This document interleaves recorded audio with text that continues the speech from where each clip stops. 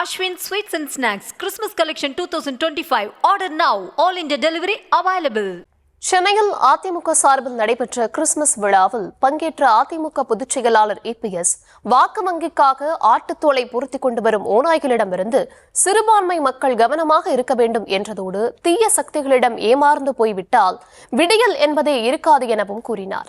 அதோடு எத்தனை நெருக்கடிகள் வந்தாலும் கொள்கையில் உறுதியாக இருப்போம் என்ற EPS அதிமுகவுடனான கூட்டணி என்பது தேர்தலுக்கான ஒப்பந்தம் மட்டுமே எனவும் கொள்கைகள்தான் எங்கள் உயிர் மூச்சு எனவும் திட்டவட்டமாக தெரிவித்துள்ளார். இயேசுபிரான் அவர்கள் தீய சக்திகளை அழிக்க உலகத்திற்கு ஒளியாக வந்தார். தீய சக்தியாக இருப்பவர்களை ஒளியின் வேஷம் தரித்தவர்கள் என்றும் மக்கள் அவரிடம் ஜாக்கிரதையாக இருக்க வேண்டும் எனவும் நமக்கு அறிவுறுத்தினார். மேற்சொன்ன கருத்தை விளக்க ஒரு கதை ஒன்றை கூற விரும்புகின்றேன். ஒரு ஊரில் ஒரு விவசாயி தனது விளைநிலங்களின் அருகில் ஒரு ஆட்டுப்பண்ணை வைத்து நிறைய ஆடுகளை வளர்த்து வந்தார். ஆடுகளை கண்காணிக்க மேய்ப்பவர்களையும் காவலாளிகளையும் நியமித்தார். நல்ல பராமரிப்பில் ஆடுகள் நன்கு வளர்ந்தன. இதை பார்த்த சில ஓநாய்கள் எப்படியாவது இந்த ஆடுகளை கவர்ந்து சென்று நமக்கு இரையாக்க வேண்டும் என திட்டமிட்டன. ஆனால் காவலாளியின் கண்காணிப்பு கடுமையாக இருந்தது.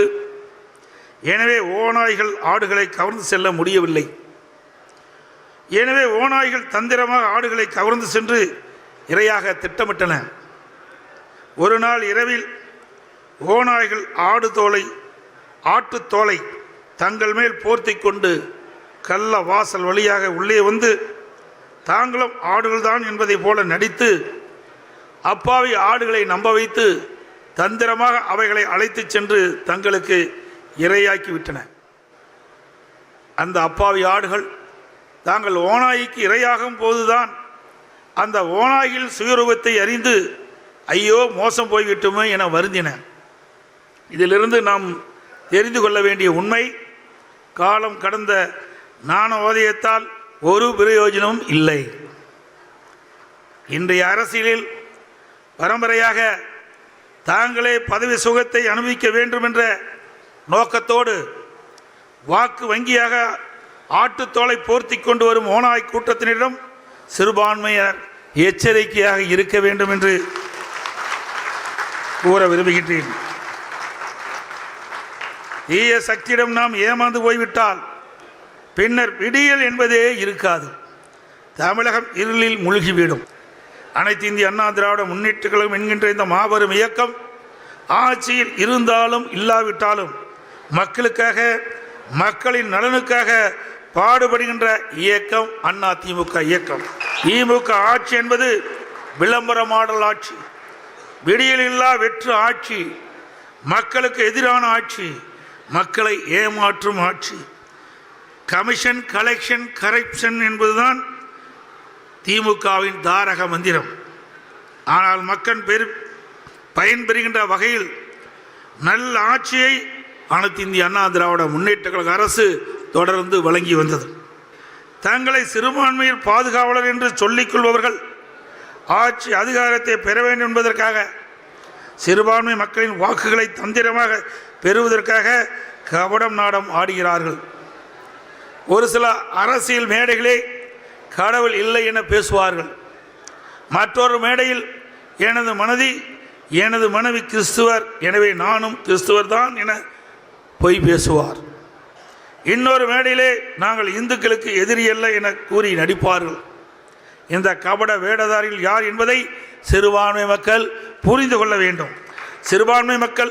சிறுபான்மை சமூகங்கள் எந்த வகையிலும் ஒரு அச்சுறுத்தலுக்கோ பலவீனத்திற்கோ உட்பட்டு விடக்கூடாது என்பதில் பொன்மனச்செம்மல் புரட்சித் தலைவர் எம்ஜிஆர் அவர்களும் இதயம் புரட்சித் தலைவி அம்மா அவர்களும் உறுதியாக இருந்தார்கள்.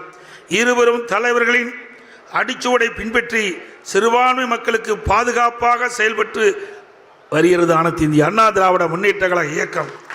அந்த வழியில் நாங்கள் உறுதியாக பயணித்துக் கொண்டிருக்கின்றோம், பயணிப்போம்.